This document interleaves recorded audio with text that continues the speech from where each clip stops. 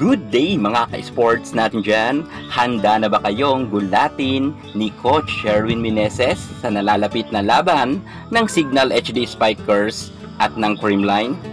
Well, alam ko naman na handang-handa na ang mga fans ng Creamline Cool Smashers at ready na nga sila para sumuporta sa Team Good Vibes. Ang tanong, handa na ba ang mga bashers ng Creamline na muli silang umiyak dahil ang pinapanalangin nga nila na Creamline na malaglag, eto na, papasok na nga sila sa finale at gugulatin kayo ng Creamline Cool Smashers sa August 31 at hindi sila magpapadaig sa Signal HD Spikers. Meron tayong proof mga ka-sports natin dyan. At bakit ko nasabi na kayang-kayang pataubin ng mabilisan ng Creamline ang nasabi nating Signal HD Spikers? Huwag na kayong magduda sa mga kinakabahan dyan ng mga fans ng Creamline Cool Smashers. Hindi dapat ninyong pagdudahan ang Creamline na hindi nila kayang mapataob ang Signal, at wag kayong magduda dahil alam nyo kapag 100% ang paniniwala natin na mananalo sila, magkakatotoo yan dahil may kasabihan nga na kapag palagi mong iniisip ang isang bagay na magtatagumpay ka ay nagkakatotoo, at nangyari nga yan sa Creamline. Panoorin nyo ang ating vlog hanggang sa dulo para malaman nyo at malinawan kayo na kayang-kaya ng Creamline ang Signal HD Spikers. Pero bago ang lahat, subscribe ka muna. I-click ang ating notification bell para lagi kang updated sa lahat ng issue sa volleyball. Susunod na!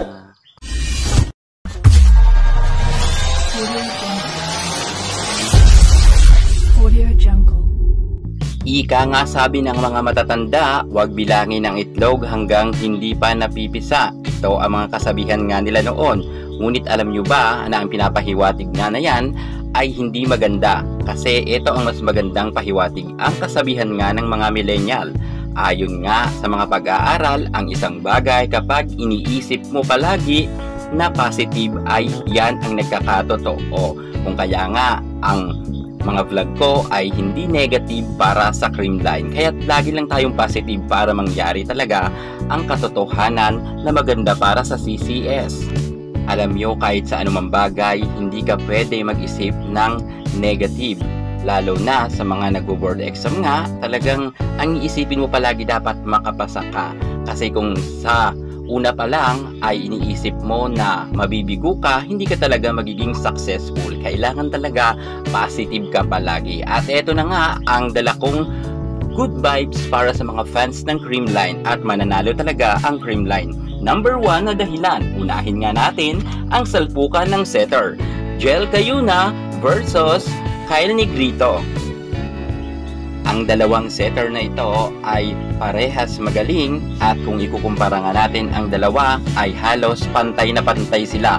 Pero sa kasalukuyan ay mas lamang nga si Kyle Negrito dahil number 1 nga si Kyle Negrito bilang top setter. So ibig sabihin, pagdating nga sa setter position ay talagang lamang na naman ang Creamline Cool Smashers, at sa kasalukuyan nga ay bumagsak na nga itong si Jel Cayuna sa pangatlong pwesto at naungusan pa nga siya ng ibang setter. Pero itong si Kyle Negrito ay nananatili nga na nasa number 1 spot. So ibig sabihin mga ka-sports, lamang na tayo sa una pa lang na arangkada ng ating Good Vibes Group. Puntahan naman natin ang pangalawang salpukan, Ces Molina versus kay Bernadette Fons. MVP laban sa MVP, veterana laban sa veterana. Kilala naman natin na si Ces Molina ay magaling naman talaga, at si Bernadette Fons ay marami na rin napatunayan, kahit sabihin natin na medyo mas ahead nga itong si Molina, pero sa kagalingan ay hindi magpapahuli dito ang ating Bernadette Fons. At sa kasalukuyan nga, si Fons nga ang malapit na makakuha nga ng MVP award ngayon conference, at si Ces Molina ay former MVP rin.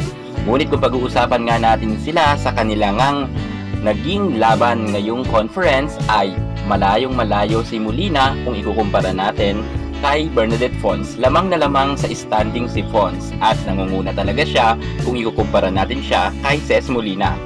So ibig sabihin mga ka-sports, lamang na naman tayo para nga sa best outside spiker nga na posisyon. Atin naman puntahan ang pangatlong good vibes. Ang salpukan naman or tapatan ng ating Tony Rose Basas versus Michelle Gumabaw, ang opposite hitter. Diyos mio Marimar, malayong malayo po kung pag-uusapan nga natin ang dalawang ito. Kapag pinagkumpara natin, hindi talaga itong si Tony Rose Basas matatapatan ang ating Michelle Gumabaw.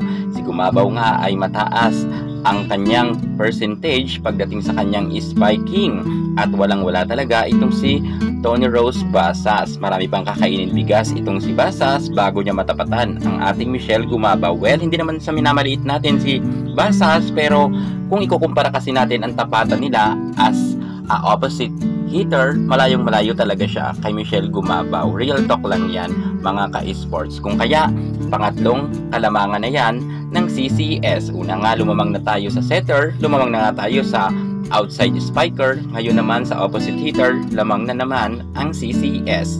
Dumako tayo sa mga middle blocker.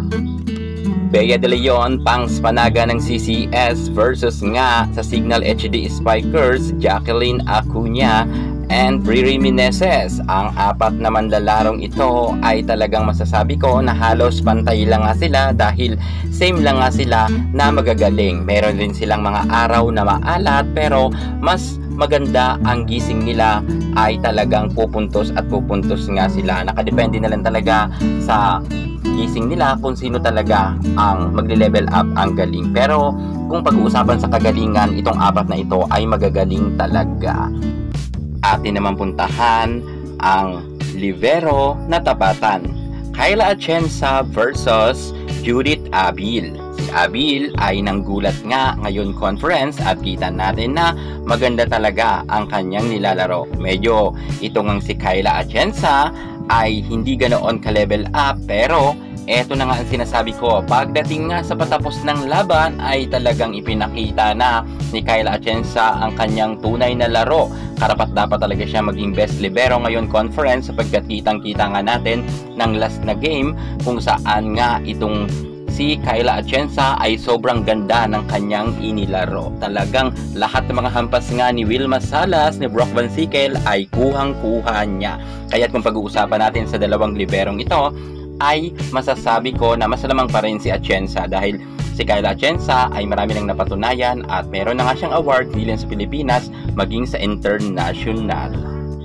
At atin ang puntahan ang mga import, ang tapatan nga ni Erica Stanton versus kay MJ Perez. Ang dalawang import na ito ay silent lang pero talagang nakakatakot kapag umatake na. Lalo nga itong si Erica Stanton, talagang napakalakas pala nito. Ginulat nga niya ang mga fans ng Creamline, maging ang mga basher ng Creamline ay napameme nga sa lakas ni Erica. Pero si MJ Perez, tahimik lang yan pero magaling rin.